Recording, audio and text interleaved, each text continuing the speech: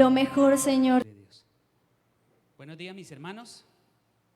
El Señor los bendiga. ¿Cómo están? ¿Sí estamos alegres o no? Bueno, qué bien. Es muy especial estar o podernos congregar, estar en la presencia del Señor y poderlo adorar en comunidad. Eso es una gran bendición y Dios pues nos la permite tener, y yo le doy gracias constantemente al Señor porque Él es tremendamente bueno. Amén. Así que en este día vamos a darle gracias al Señor, vamos a pedirle a Dios que Él nos bendiga a través de su palabra, al Espíritu Santo, que Él nos hable. Y yo quiero invitarle muy respetuosamente a hacer una oración, una corta oración en la cual abrimos nuestro corazón y le pedimos al Señor que lo que Él quiera poner en nuestra mente y en nuestro ser conforme a su palabra, que lo haga. Así que muy respetuosamente le invito a inclinar su rostro allí donde está y vamos a orar. Señor, te damos gracias en el nombre de Jesús por tu palabra. Reconocemos que ella es la verdad, y encontramos en ella, Señor Dios, una brújula, un camino, un sendero, Señor. La luz que debe iluminar todo lo que es, lo que somos y lo que seremos, Padre.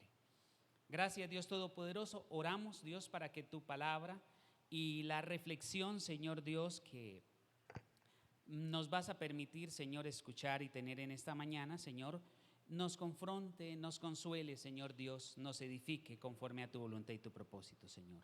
Suplico que bendigas a cada uno de mis hermanos por tu palabra y por tu presencia en este mismo lugar, Señor.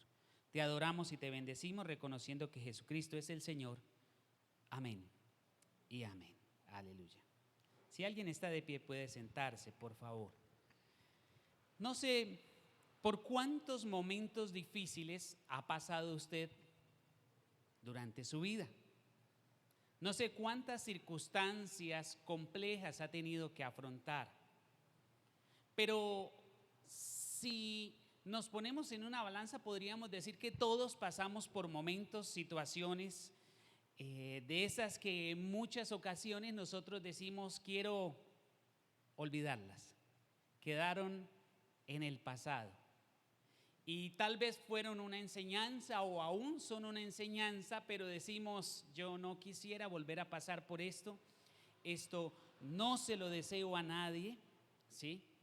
Tal vez muchos han estado luchando y luchan para alcanzar un objetivo, para alcanzar una meta, para alcanzar algo que se han propuesto y han arrancado, han orado, han dedicado el tiempo necesario y han hecho, si se puede decir así, todo conforme al plan, pero al final algo falló, ¿sí? Y no se cumplió ese sueño, no se cumplió esa meta, no se cumplió ese objetivo, no funcionó tal vez ese emprendimiento. Y en esta mañana yo quiero llevarle a usted a través de la narrativa de la historia de José, el del Antiguo Testamento, el hijo de Jacob, en algo que a mi modo de ver, él descubre y la misma narrativa nos enseña de qué cosas pueden robarle a uno el hecho de que uno pueda lograr cosas importantes. José era el hijo de Jacob y este hombre, este joven, pues estaba al lado de su padre, era el, si se puede decir así, el consentido de su papá. Y bueno, seguramente estaba allí, estaba contento, estaba feliz y el papá, dice la escritura, que era a quien más amaba, porque era un hijo nacido en su vejez, ¿sí? Algunos piensan que este joven José era el más consentido de su padre porque era el más proactivo, el que lo entendió, lo entendió. Él le contaba todo lo que sus hermanos hacían a su papá. Y bueno, estaba allí al seno de su padre, pero en un momento las cosas cambiaron. Tal vez él había trazado un proyecto y dijo, bueno, yo sigo aquí con los negocios de mi papá, tal vez una buena herencia me va a corresponder y yo voy a seguir aquí y todo va a estar bien. Pero en un momento las circunstancias cambiaron, sus hermanos se llenaron de motivos, lo vendieron y él pasó de ser el hijo consentido a ser el esclavo. Pero estando allí en esa etapa de esclavitud, entonces sucedió que Dios comenzó, dice la palabra del Señor, a prosperar todo lo que este hombre hacía. Y su amo, que era un sirviente del faraón que se llamaba Potifar, comenzó a notarlo y este hombre seguramente era muy astuto en temas de negocios, en temas de administración y entonces lo puso a cargo de todas las cosas de su casa. Y tal vez, no sé, la Biblia no lo dice así, pero tal vez José pudo haber llegado a pensar, bueno, aquí fue, por aquí voy a estar bien, por aquí voy a sacar este nuevo emprendimiento adelante, esta nueva situación la voy a sacar, ¿sí? Y sin embargo, se presenta otra situación, ya no con sus hermanos, sino con la esposa de Potifar, y entonces él termina cayendo en la cárcel. Estando allí en la cárcel, pues entonces se podría decir como otro fracaso más, otra cosa que no salió, otro proyecto que se quebró en el camino. Y entonces, estando allí en la cárcel, pues también el carcelero notó que Dios prosperaba las cosas que este muchacho hacía. Entonces, estando allí, pues bueno, lo pusieron a administrar también. Ese era su don, administrar. Y fue allí donde, a través de unos sueños para un par de hombres, pues dio su nombre, entre comillas, a conocer. Y después uno de estos hombres, a quien Dios cumplió lo que soñó y que fue interpretado por José, pues se lo dijo al faraón, que también había tenido un terrible sueño. Y el faraón lo mandó a llamar. Y es a partir de allí donde quiero que usted concentre un poco su atención.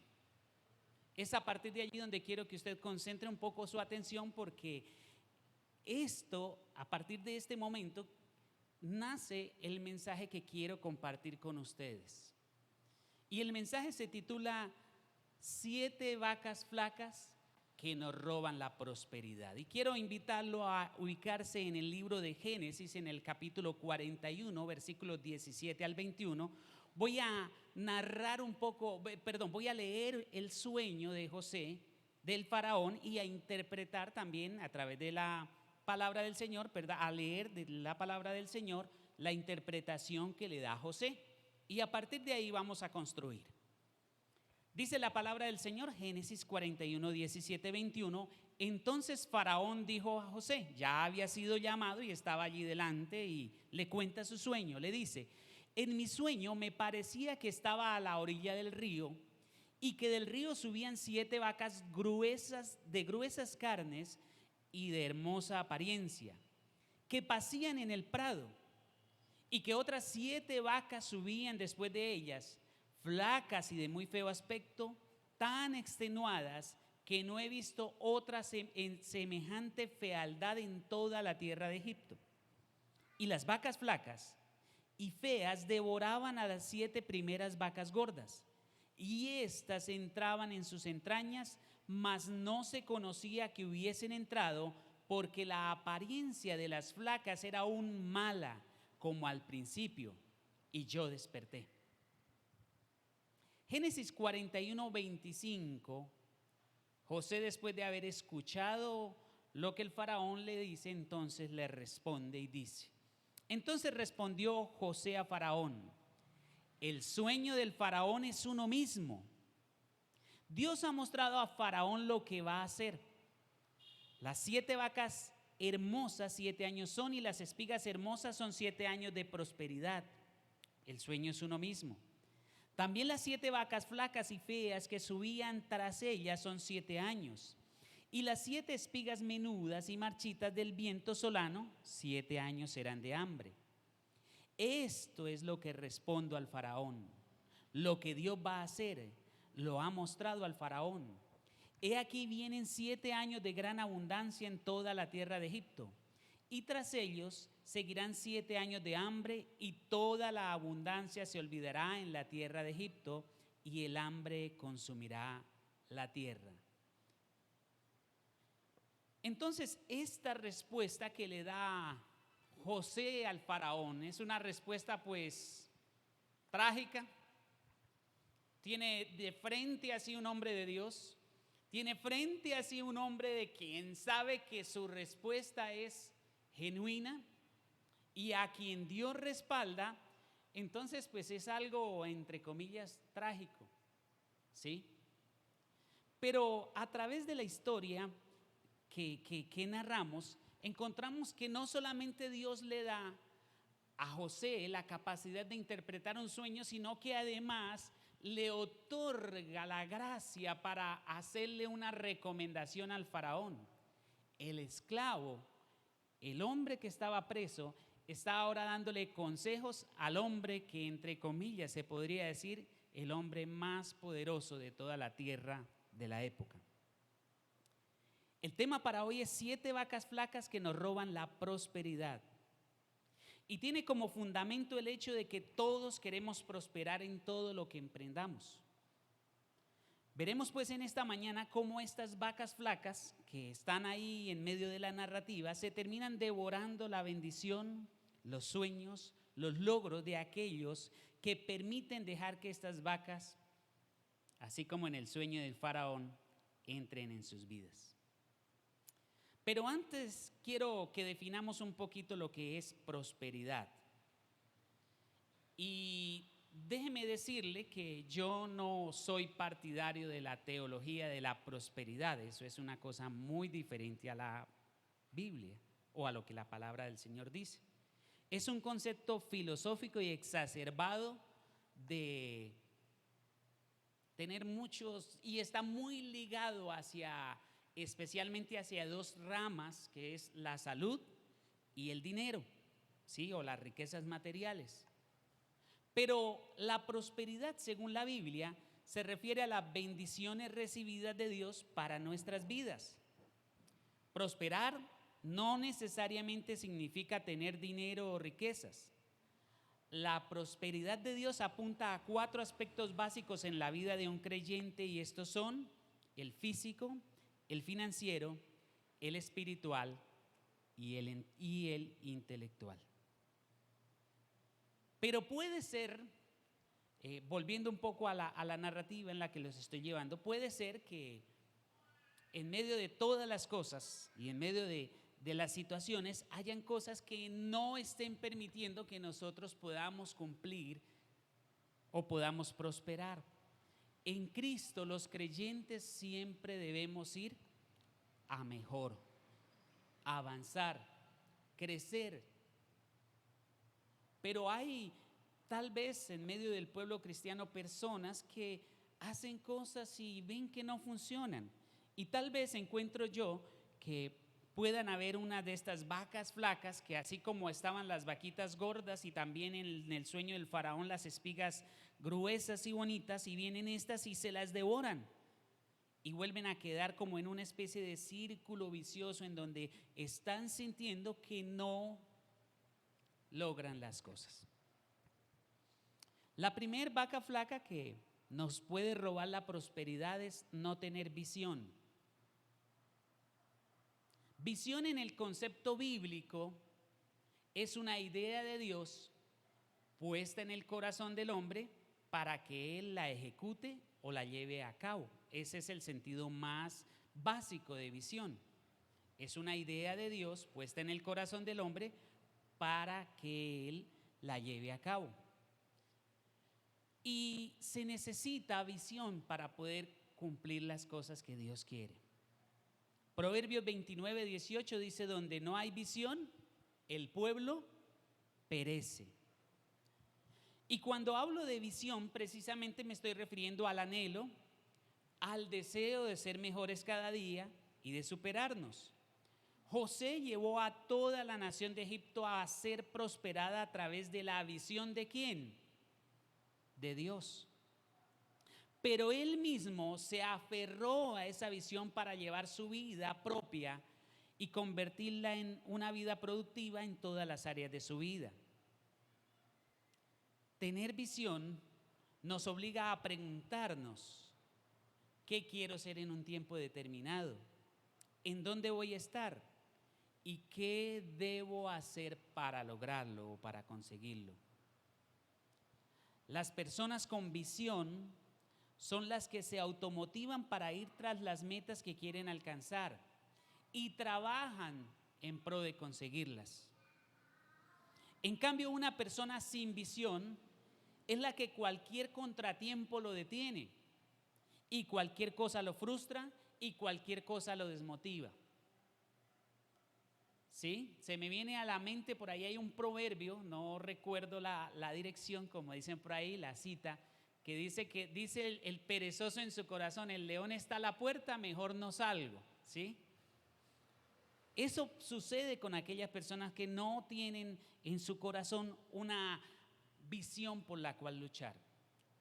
Las frases célebres de una persona sin visión son: mañana comenzaré, el próximo semestre terminaré, el próximo mes, el año que viene.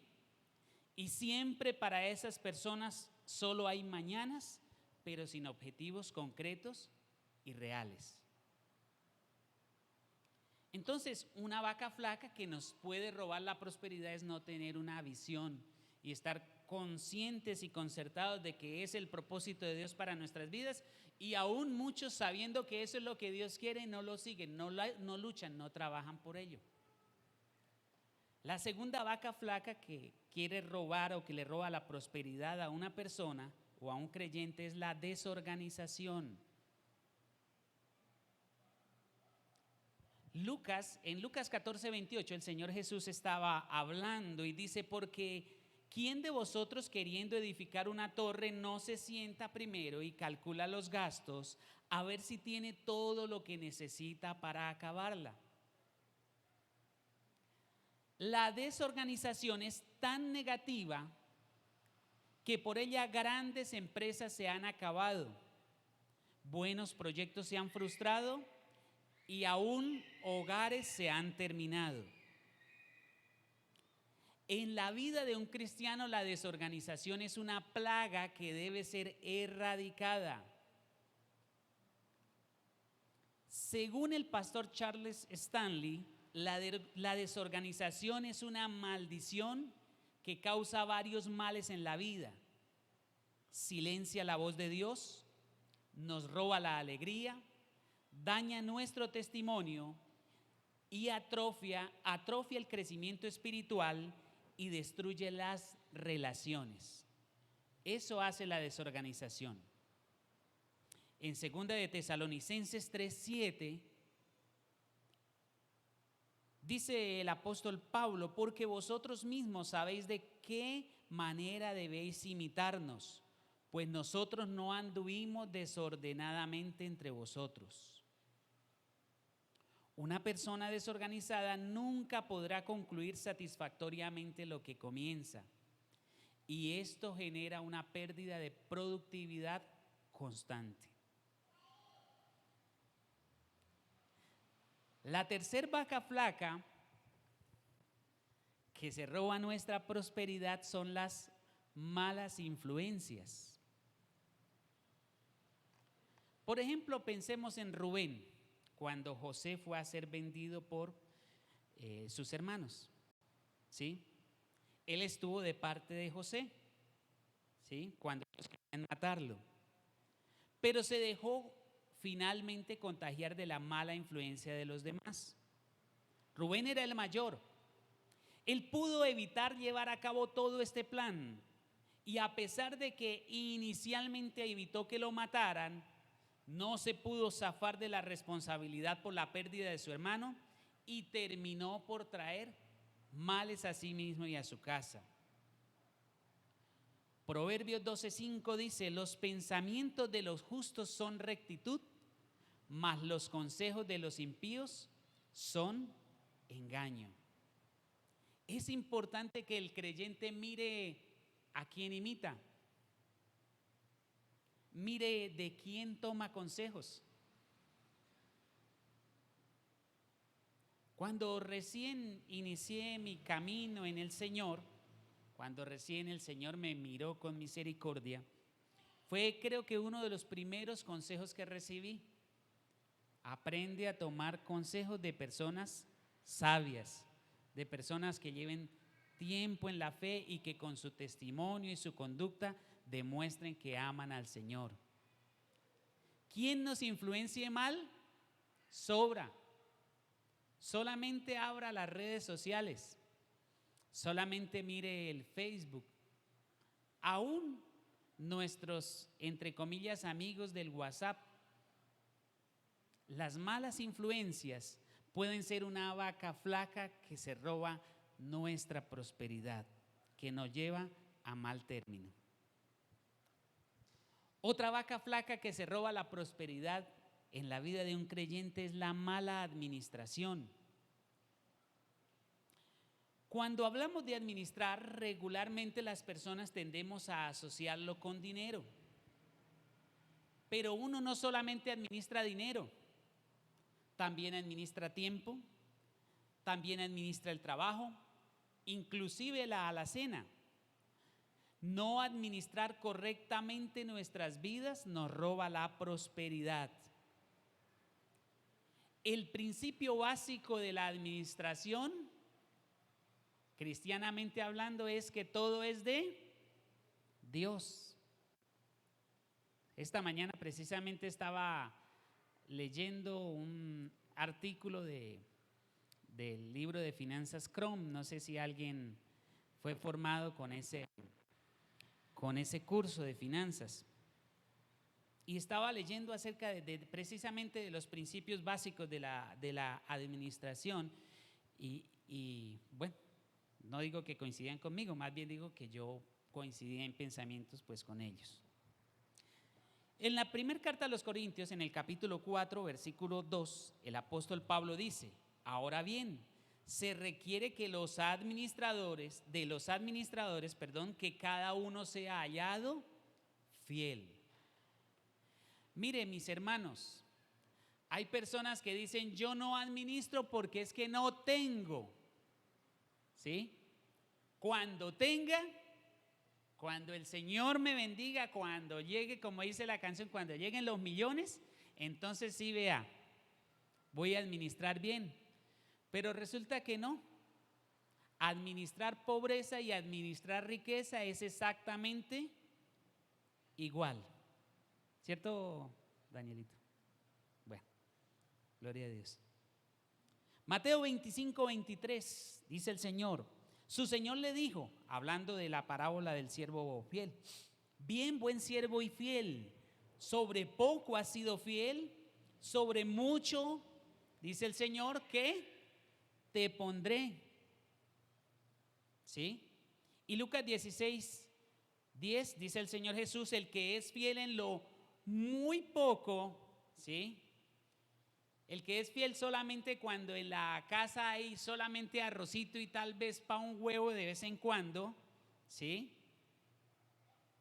También en lo más será fiel. Pero el que en lo muy poco, dice esta versión que tengo aquí, es injusto, también en lo más será injusto. La mala administración es una vaca flaca que nos puede robar la prosperidad. Otra, la número 5, otra vaca flaca es desconocer la voluntad de Dios. Wow, y en esto sí que falla el pueblo cristiano, especialmente los de San Gil, de donde soy yo. Aquí en Bucaramanga en realidad eso no sucede, no lo he visto todavía, pero allá sí esos mugres desconocen mucho la voluntad del Señor. Conocer la voluntad del Señor para nuestras vidas es una de las cosas más importantes que debemos saber si queremos tener gozo y cumplir con el propósito de Dios en nuestras vidas. Efesios 5:17 dice: por tanto no seáis insensatos, sino entendidos de cuál sea la voluntad del Señor.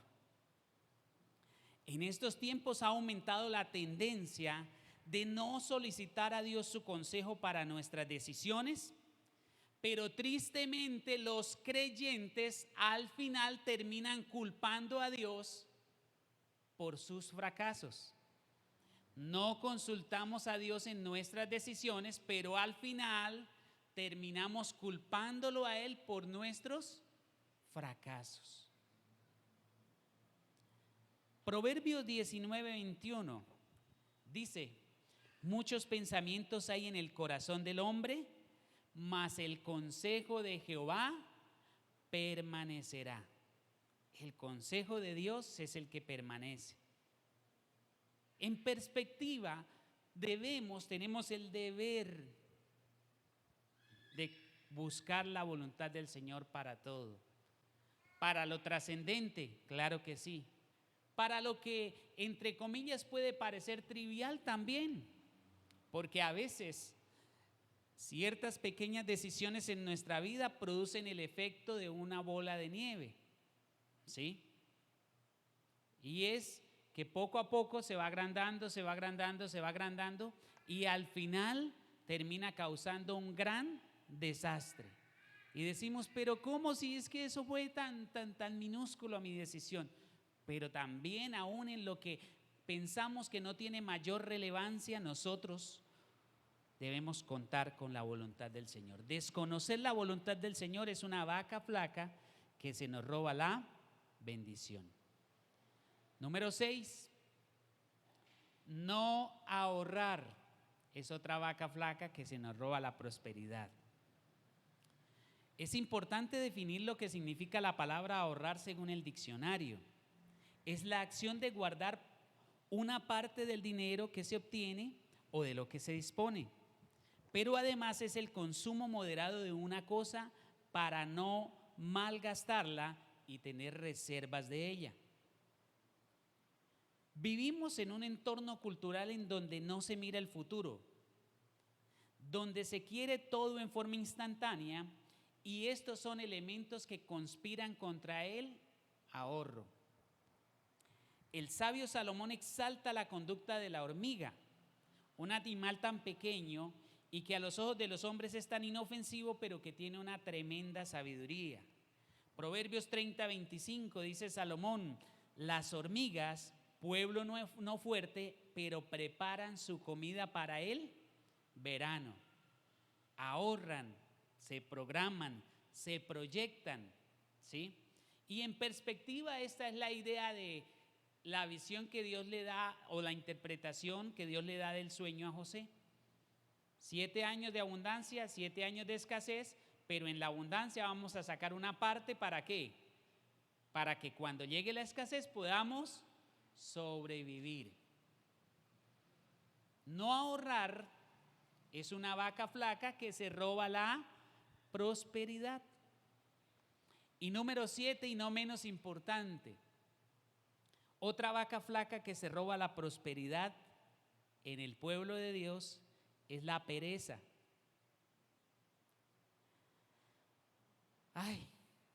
La pereza es la madre de todos los vicios según el proverbio popular, ¿sí?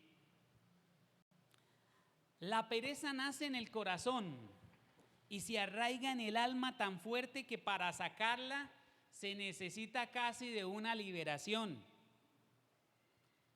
Benjamin Franklin dijo la siguiente frase acerca de la pereza. La pereza viaja tan despacio, dijo él, que la pobreza no tarda en alcanzarla. Hay 3 cosas importantes de las muchas, pero me parece importante resaltarlas que la Biblia habla acerca de la pereza. La primera es que la pereza tarde o temprano lleva a las personas a pasar necesidades. Proverbios 19:15 dice, la pereza hace caer en profundo sueño y el alma negligente padecerá hambre. Otro concepto que da la palabra del Señor acerca de la pereza es que la pereza no permite que cumplamos nuestras metas. Proverbios 13:4 dice, el alma del perezoso desea, ¿y qué? Y nada alcanza. Mas el alma de los diligentes, ¿qué dice? Será prosperada. Y otro concepto que da la palabra del Señor acerca de la pereza es que por causa de la pereza no recibimos las promesas de Dios. Hebreos 6:12 dice, a fin de que no os hagáis perezosos, sino imitadores de aquellos que por la fe y la paciencia heredan las promesas. En otras palabras, mis hermanos, la pereza es un mal terrible. Cuando le damos espacio a la pereza, y no podemos confundir la pereza ni con el descanso, que Dios nos ordena descansar, ni con otras cosas que Dios también permite que nosotros hagamos. No, para nada, ¿sí? Pero la pereza es un tema actitudinal y como tema actitudinal nosotros tenemos que cambiarlo y sacarlo de nuestras vidas. Entonces, repasemos a ver si el Señor nos ilustró en esta mañana. Primera vaca flaca que nos roba la prosperidad es no tener visión. La segunda, la desorganización. La tercera, las malas influencias. La cuarta, la mala administración. La quinta, desconocer la voluntad de Dios. La sexta, no ahorrar. Y la séptima, la pereza. Amén. Entonces, ¿cómo concluiremos este mensaje? A la verdad, mi intención, o tal vez por lo que he venido orando, es para que el Señor nos ayude a reconocer aquellos aspectos que pueden ser los que ahora o a futuro nos puedan robar cosas especiales e importantes que Dios haya trazado para nosotros. ¿Y qué más que esta historia? ¿Y qué más que ver las cosas especiales que hizo Dios en un hombre como José, de quien se pudieron ver marcadas situaciones muy difíciles, pero que al final Dios le bendijo grandemente?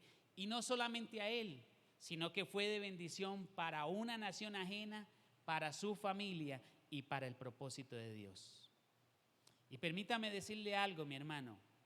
Cada vez que Dios pone algo en nuestras vidas, sea en lo físico, en lo económico, en lo material, en lo espiritual, aún en lo que nosotros podemos aprender, lo pone con un propósito. Y ese propósito es el de que eso que Él nos da sea de bendición, no solamente para nosotros, sino para los demás. Alguien hizo una descripción de la vida cristiana y dijo: la vida cristiana debe ser como un árbol que da frutos, en donde cualquiera que se acerque a nosotros pueda tomar de esos frutos, comer y ser bendecido. Así que en el nombre del Señor yo le animo en esta mañana para que nosotros podamos comprender la palabra del Señor y pedirle al Espíritu Santo que nos ayude si en algo de esto nos sentimos identificados. Vamos a orar al Señor, vamos a darle gracias y vamos a pedirle a Él que nos bendiga y nos ayude.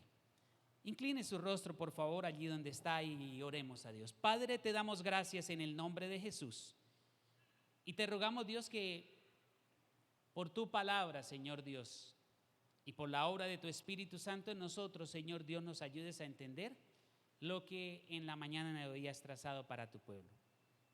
Bendice a mis hermanos en el nombre de Jesús. Ayúdales, Señor Dios. Oro por aquellos que están iniciando nuevos planes, proyectos y etapas en su vida, Señor. Te suplico, Dios Todopoderoso, que les bendigas, les fortalezcas, les des sabiduría, visión, inteligencia, Señor Dios. Que les des astucia, Padre Celestial, para hacer las cosas, Señor, que deben hacer conforme a tu voluntad, Padre. Bendice esos planes, bendice esos emprendimientos, bendice esos proyectos, Señor Dios.